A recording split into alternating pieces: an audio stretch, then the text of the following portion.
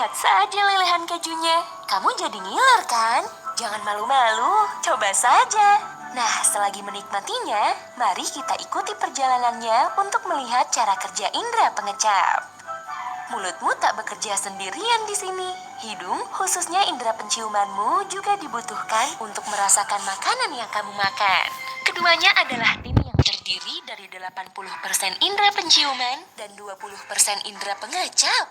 Artinya, perjalanan ini tidak dimulai di mulut. Mari kembali ke awal. Semua berawal saat kamu memasuki sebuah ruangan berisi makanan. Setiap kali bernapas, kamu menghirup semua yang ada di udara. Dan di ruangan ini, partikel pizza yang mengambang di udara. Ya, ada jutaan pizza berukuran mikroskopis berterbangan. Ya, kira-kira begitulah.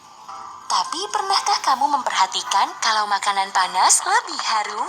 Ini dikarenakan suhu panas membuat partikel kecil makanan terbang lebih lama dan cepat, sehingga lebih banyak yang tercium oleh hidungmu.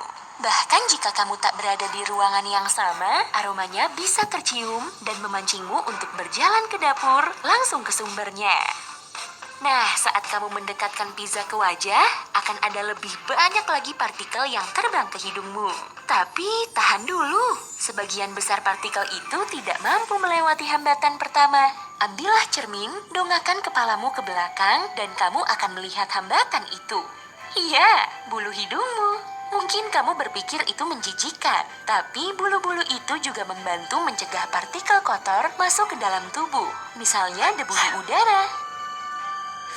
Lebat sekali ya. Hati-hati, di sini basah. Tenang, itu memang sudah seharusnya.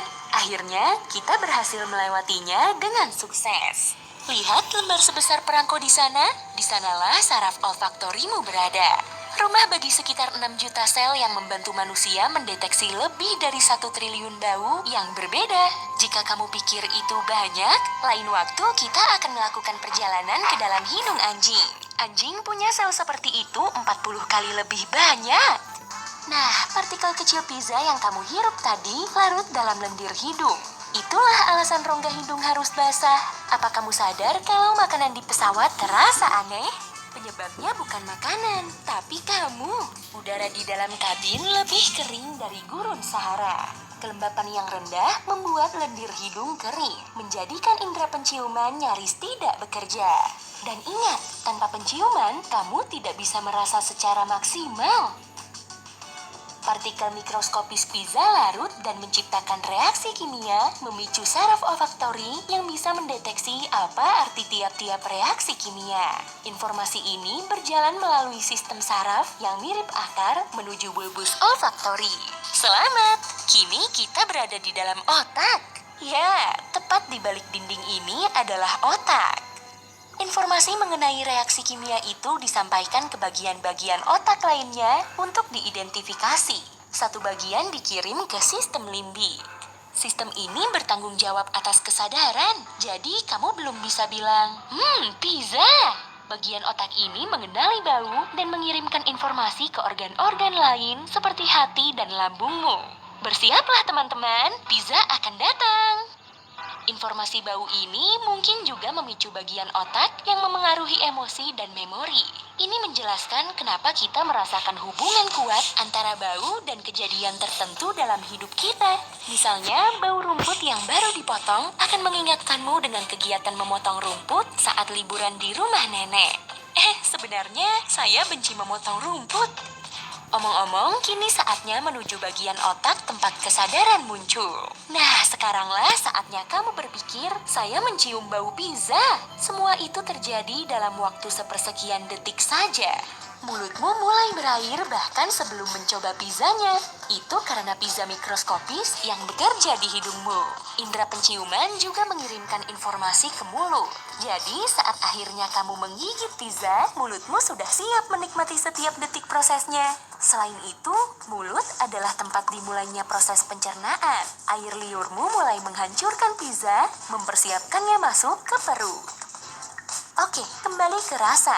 Dengan segala kenikmatan keju di mulut, air liur mengambil partikel kecil pizza dan membantunya bergerak di mulut, menggapai dan memicu kuncup pengecap di sana. Oh iya, kuncup pengecap tak hanya ada di lidah, tapi juga di seluruh bagian mulut. Nah, sekarang gunakan kembali cermin tadi. Buka lebar mulut dan keluarkan lidahmu.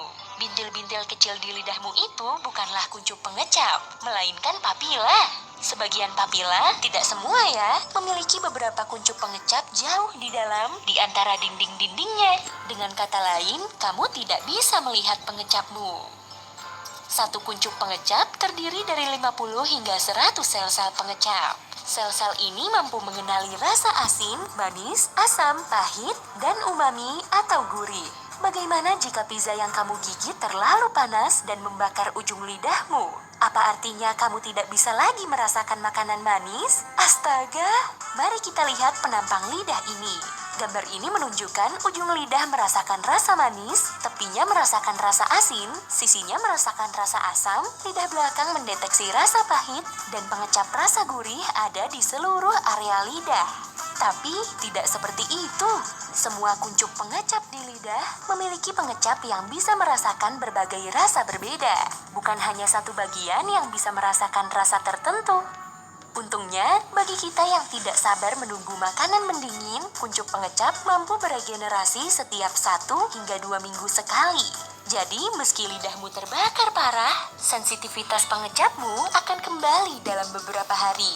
Seperti yang terjadi di hidungmu, partikel kecil pizza juga menghasilkan reaksi kimia di mulut. Tiap reaksi kimia memicu satu sel pengecap dalam kuncup pengecap. Sel-sel pengecap yang terangsang mengirimkan informasi ini ke sel saraf. Sel-sel saraf berupaya mencerna data ini, mengumpulkan laporan, dan mengirimkannya ke otak. Sama seperti bau, informasi ini menuju 2 bagian otak.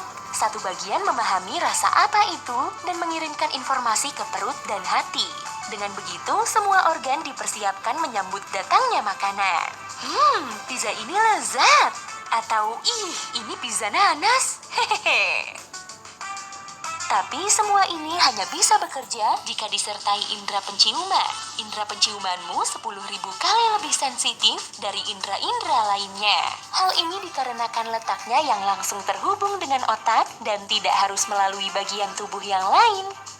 Ini juga menjelaskan kenapa makanan terasa hambar saat kamu sedang demam. Hidung yang tersumbat membuatmu tidak bisa mencium aroma makanan. Itu menghilangkan 80% rasa. Dan itulah alasan kita melakukan sebagian besar perjalanan ini di dalam hidungmu.